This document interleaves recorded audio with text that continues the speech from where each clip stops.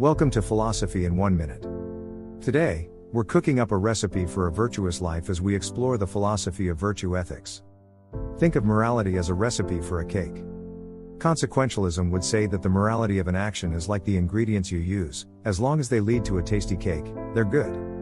Deontology would say that the morality of an action is like following the recipe steps in a specific order, regardless of the cake's taste, you must follow the steps.